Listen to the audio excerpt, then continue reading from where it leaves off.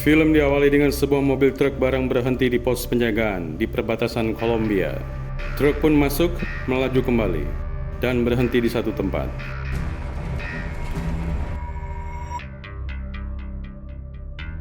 Supir turun dan membuka peti barang, ternyata berisi orang. Chris Kenny, mantan narapidana yang baru saja bebas, masuk ke Kolombia dan bersembunyi di dalam peti barang. Saat akan pergi, Chris diperas oleh sang supir dan temannya. Merasa sudah membayar sesuai kesepakatan, Chris pun menolak. Ketegangan tak terhindarkan. Perkelahian pun terjadi. Para Bang Jago pun dibuat kelengar hanya dalam berapa tinju dan tendangan saja. Biasalah, namanya Bang Jago. Di mana-mana gede bacot doang. Gitu dilawan nyungsep. Chris melanjutkan perjalanan menuju kota menggunakan truk barang tersebut. Esok harinya dia pergi ke pemakaman. Duduk di samping makam seseorang yang dia kenal sebelumnya. Dari sorot matanya terlihat memendam sesuatu. Dan benar, di lain hari Chris terlihat sedang mengawasi rumah mewah kartel terkuat di Kolombia, Vicente, yang tinggal bersama anak perempuan kesayangannya, Elisa. Istrinya Leonor meninggal 5 tahun lalu. Leonor adalah nama yang tertulis di batu nisan yang Chris kunjungi sebelumnya. Ada apakah? Vicente adalah bos kartel narkoboy terkuat di Kolombia yang sangat kejam dan disegani para musuhnya. Namun ia sangat sayang dan protektif pada putrinya. Berhari-hari Chris mengintai dan mengawasi pergerakan Elisa yang pulang pergi sekolah dengan 2 bodyguard. Scene beralih di sebuah bar yang hampir tutup. Terlihat seseorang yang tampak aneh, datar namun tenang. Alex, si pelayan, dengan halus memintanya untuk pergi karena bar akan tutup.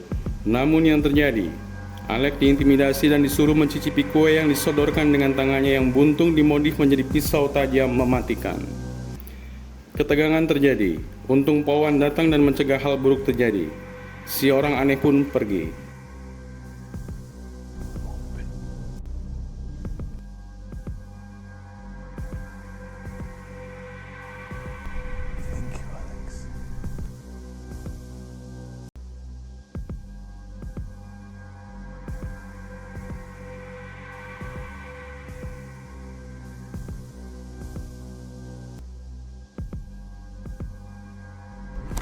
Manos arriba, Policía Nacional.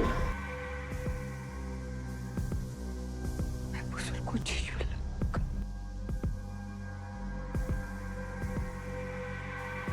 Get out. Now. Ketika bar tutup, Alex akan diantar Polwan. Namun peristiwa naas terjadi. Si orang aneh tersebut rupanya bersembunyi di belakang mobil dan langsung menghabisi keduanya.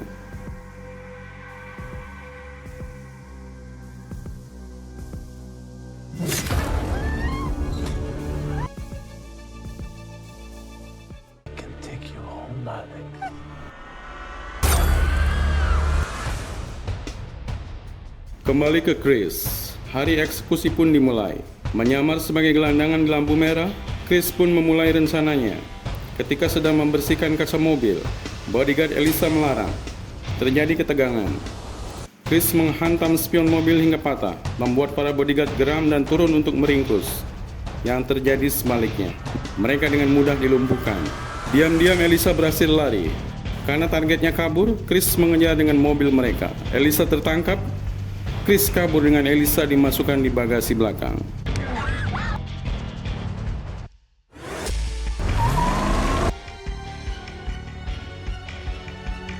Mendengar putri kesayangan diculik orang, Vicente sangat murka. Dia tak habis pikir kalau bodyguardnya dengan mudah dilumpuhkan. Tanpa ampun, kedua bodyguard pun dieksekusi. Segera Vicente pun menghubungi para gangster. Dia meminta semua penjahat menjadi mata dan telinganya. Elisa harus segera ditemukan dan dikembalikan. Akan ada imbalan besar.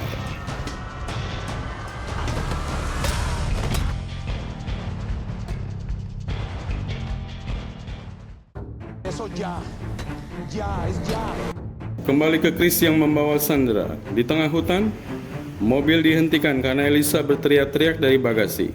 Bagasi pun dibuka dan Elisa menghantam tangan Chris dengan kunci roda. Elisa berusaha kabur namun terkejar. Di momen inilah Chris memberitahu kalau ibunya Elisa pernah mengunjunginya di penjara dan berpesan agar Elisa dijauhkan dari Vicente sambil menyodorkan foto. Tidak lantas percaya, Elisa tetap berteriak-teriak. Untuk meredakan suasana dan agar Elisa percaya pada apa yang diceritakannya, Chris memberinya sebuah pistol untuk menembaknya asal Elisa mau kembali ke mobil. Mereka kembali masuk ke mobil. Dengan todongan pistol, Chris diminta untuk mengantarkannya ke rumah. Tentu saja Chris menolak. I'm not going anywhere with you. Take the gun. Dan pelatuk pistol pun ditarik. Namun tak ada satupun peluru keluar. Merasa dibohongi, Elisa melawan di mobil sambil berteriak-teriak. Bahan bakar hampir habis. Chris berhenti di pom. Dia berpesan pada Elisa agar tidak kabur lagi. Saat Chris sedang mengisi bahan bakar, Elisa melihat beberapa pemuda di sekitar itu. Merasa kesempatan emas, dia pun keluar dari mobil dan kabur menuju telepon umum sambil berteriak meminta tolong pada mereka. Alhasil, terjadi pergulatan seru. Chris sudah memperingatkan mereka, namun tidak diindahkan. Keempat pemuda tersebut bertumbangan satu persatu.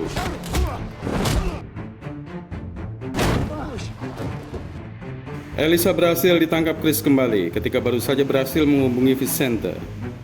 Saat meninggalkan pom tersebut, ada sebuah mobil yang sedang memperhatikan gerak-geriknya.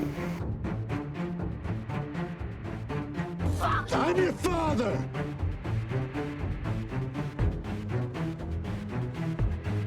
Bullshit.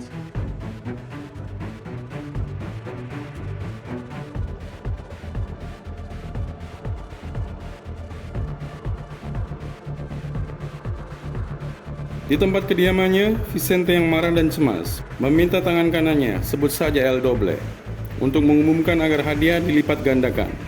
Si Doble pun diam-diam menelepon seseorang.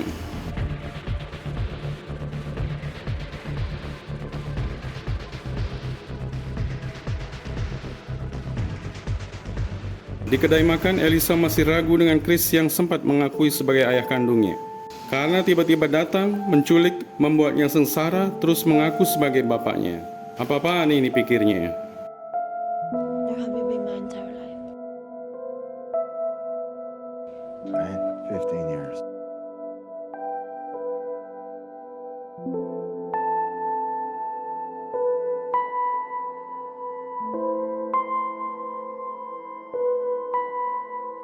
What?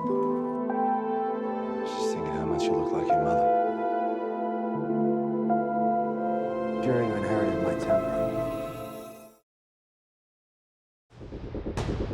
Hey, Vicente, kill him. Di tengah obrolan, datang sekelompok gangster yang diketuai, sebut saja El Coplok. Terjadi pertarungan sengit, lawan segera dilumpuhkan Chris. Namun Elisa tidak sempat diselamatkan, dibawa kabur. Chris mengejar dengan info yang didapat dari anak buah gangster yang mulutnya hancur dan giginya rontok dihantam tabung.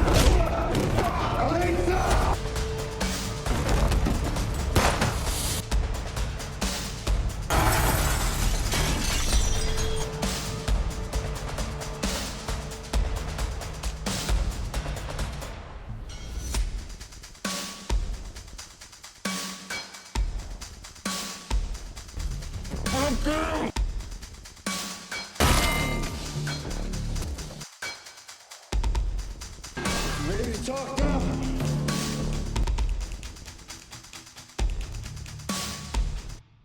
Di satu tempat, El Coplok membawa Elisa ke kartel saingan Vicente untuk ditukarkan dengan imbalan besar. Setelah mendapatkan banyak uang, dia pun pergi.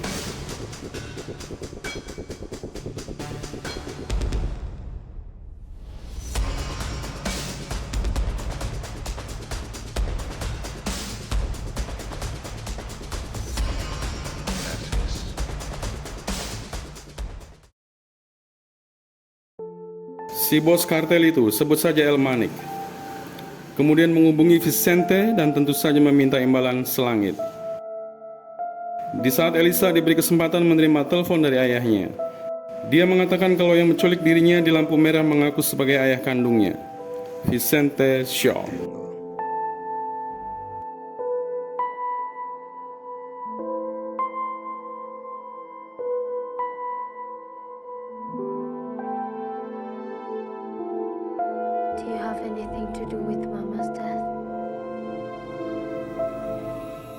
Of course not.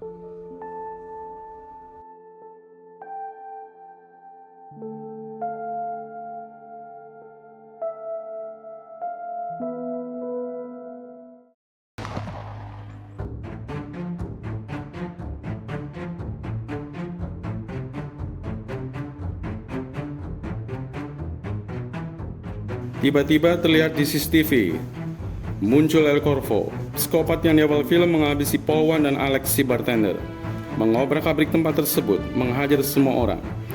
El Manik panik dan segera menyembunyikan Elisa di tempat yang aman.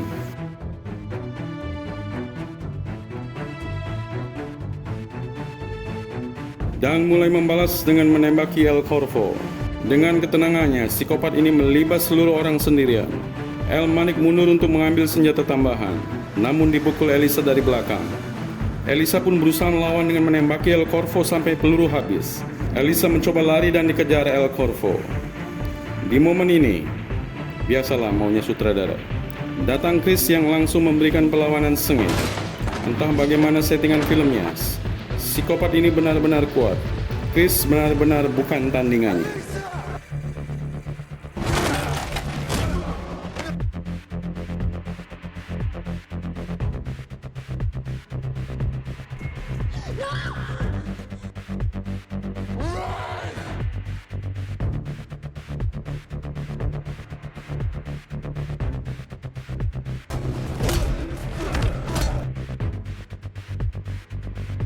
Saat El Corvo hampir menangkap Elisa, Chris menubruknya dan mereka terguling ke bawah menghantam mobil. Pertarungan berlanjut hingga terdengar berondongan senjata. Ternyata El Manik sudah siuman dan menembaki mereka berdua. Namun naas, pelurunya habis dan lehernya pun ditebas pisau tangan buntung El Corvo.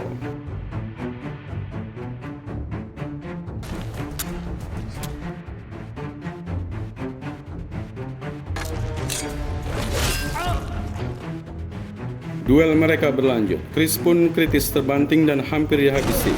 Namun Elisa datang menabrak El Corvo. Mereka pun lari. Namun El Corvo berusaha bangun. Luar biasa kuat psikopat ini. Namun gua pribadi suka film yang penjahatnya super kuat. Jangan jagoan mulu yang kuat dan selalu menang. Nggak seru jadinya, ya nggak?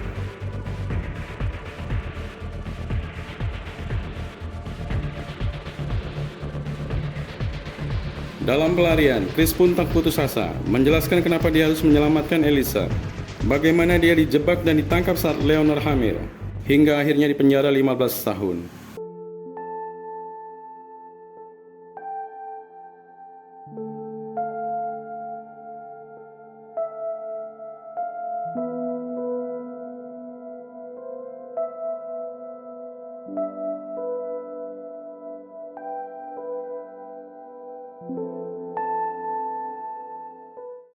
Scene beralih.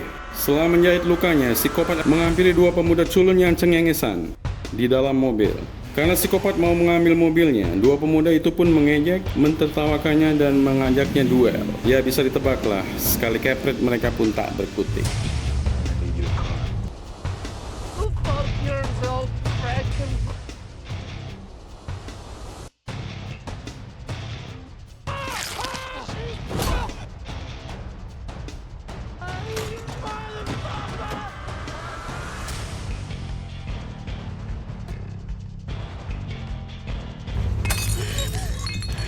Sementara itu Chris dan Elisa beristirahat di alun-alun. Elisa nampak haru mendengar lagu yang didendangkan para pengamen.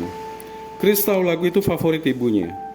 Momen yang haru. Chris pun mengatakan kalau kalung diamond yang dipakainya sekarang adalah hadiah yang dulu dia belikan untuk ibunya. Diamond, the hardest gemstone that enabled to cut anything. You know the diamonds. That was your mom. She was strong and beautiful.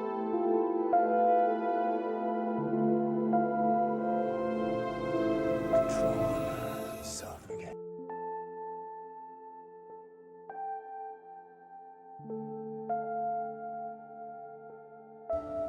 We need to keep moving. Sementara itu, Vicente tiba di kediaman El Manik yang porak-poranda. Melihat dari CCTV, Vicente tertegun. Nampak pucat dan ketakutan. Dia mengenali R. Corvo, psikopat.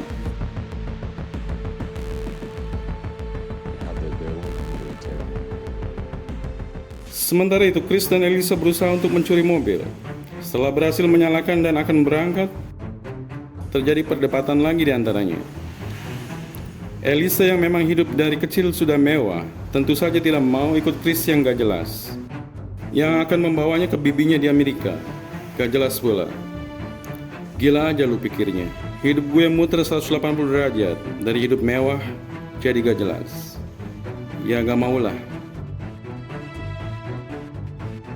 Karena lama adu bacot terus, sang pemilik mobil datang. Chris kalut langsung menodongkan pistol. Si pemilik mobil lari tunggang langgang. Di momen itulah Elisa langsung ngebut kabur dengan mobil tadi. Chris tidak bisa mengejar. Sambil terus mengumpat, Chris pun berusaha mencegat mobil yang lewat, namun hampir ditabrak. Walau sekilas ia melihat psikopat di belakang kemudi. Chris shock, Elisa dalam bahaya besar. Chris pun lari mengejar sekuat tenaga.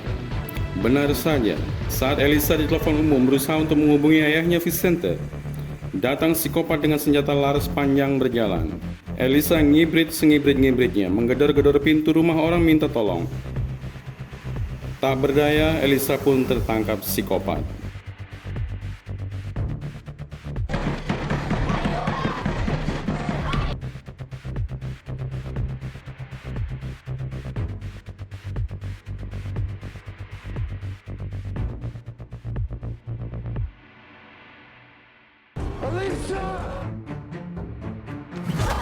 Give yourself a gift. Dengan gayanya yang datar, dingin nampak sadis, dia menawarkan apel. Di awal sebelum membunuh dia menawarkan kue, sekarang apel. Hati-hati guys, kalau ada orang asing yang nawarin makanan, bisa jadi dia psikopat juga. Elisa memakan apel tersebut.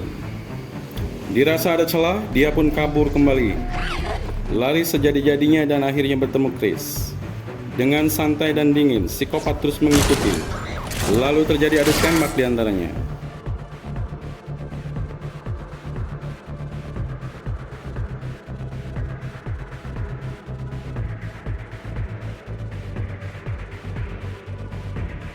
Psikopat berhasil menahan Elisa dan menodongkan senjata di kepalanya dia.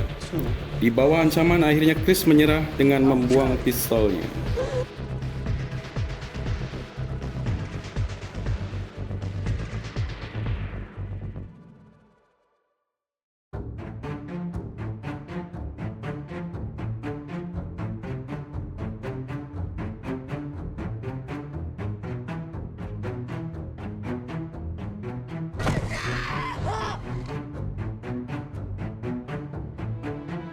Who are you? Saat akan menghabisi Chris, Elisa berteriak meminta agar jangan menghabisi ayahnya. Di momen tersebut, psikopat jadi tahu kalau Chris ayah kandung Elisa, bukan Vicente. Dia berpikir ini hal yang menarik buat dia. He's my real father.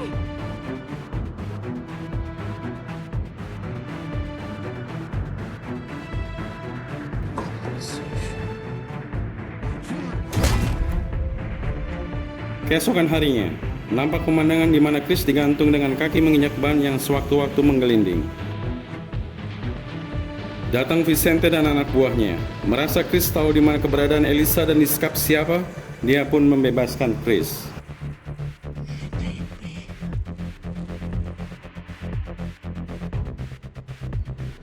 Just not yours.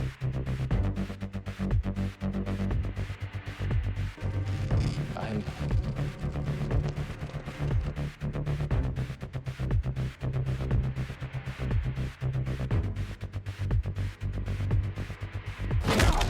You killed me, you son of a...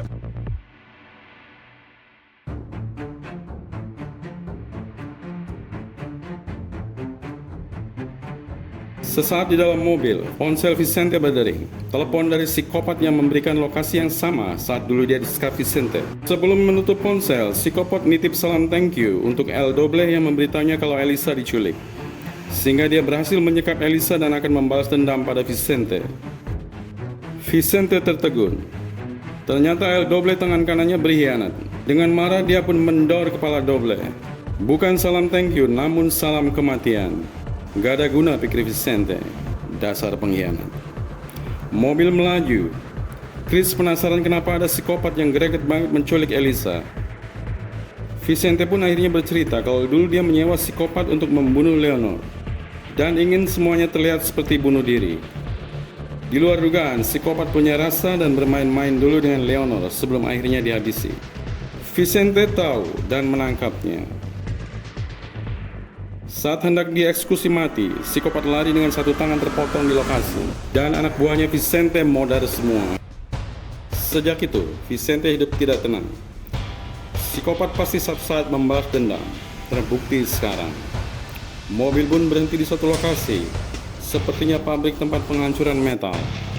Segera Vicente dan kawan-kawan menyebar mencari psikopat. Ikatan Chris dibuka Vicente dan dia berpesan agar membackup saja dari belakang tanpa senjata.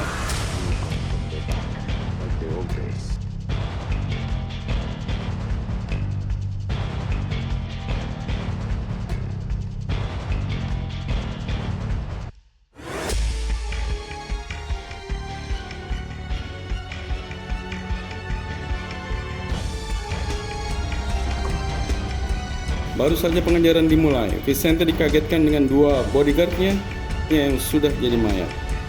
Dia pun akhirnya tertangkap.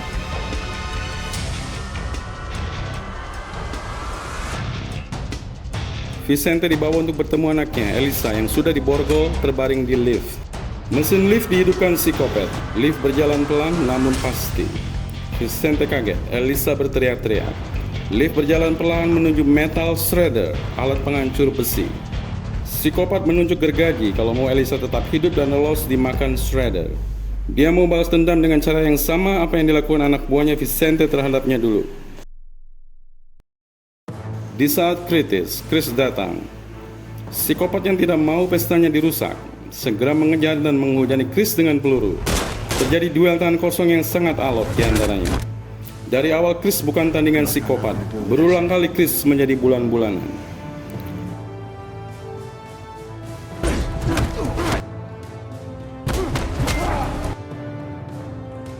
Lift terus berjalan. Vicente mencari cara agar lift berhenti.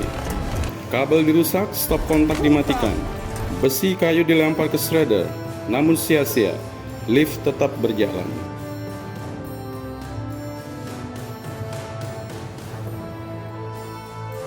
Vicente shock dan mengambil gergaji untuk memotong tangan anaknya, namun ragu.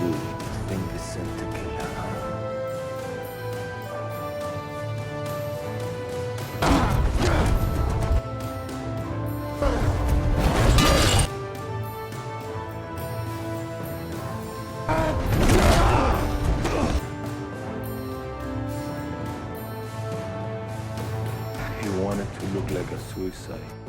Sementara itu Chris tetap melakukan perlawanan sambil terus berlari ke arah shredder dengan menaiki tiap tangga. Namun psikopat terus mengejar. Sempat tertahan, bertarung lagi, kabur menaiki tangga dikejar psikopat lagi, gitu aja settingannya.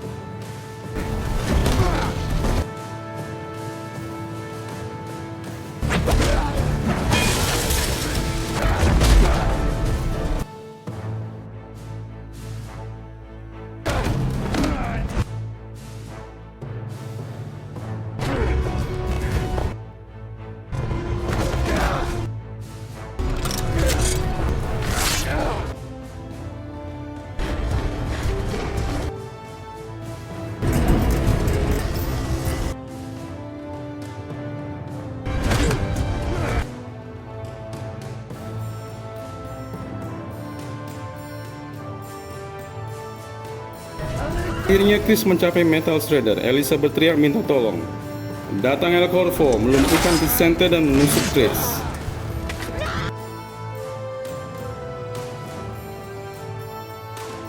Tell her what you did. Yo traté de...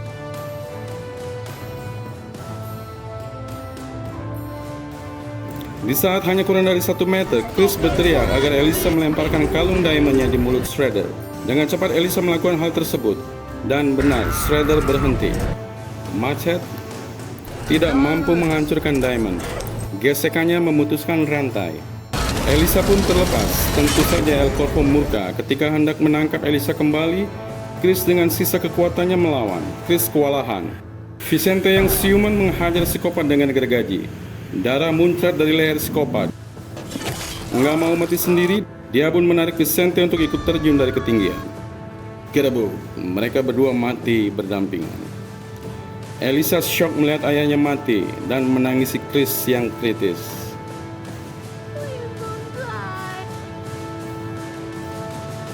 Please don't die. Film pun berakhir di mana Elisa dan Chris mengunjungi makam Leonor, ibunya.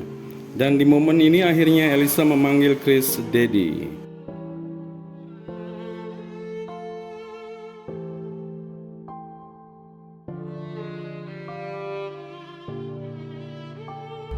You keep the promise to her. It was worth it.